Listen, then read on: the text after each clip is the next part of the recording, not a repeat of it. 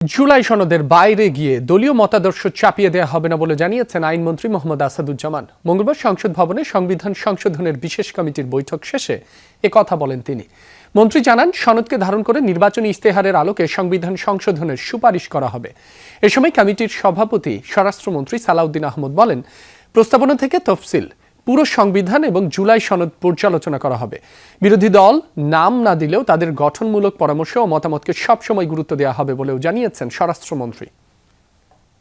আমরা সকল বিরোধী দলীয় যারা দল আছেন, সদস্য আছেন, তাদের সকলের পরামর্শ আমরা গ্রহণ করব।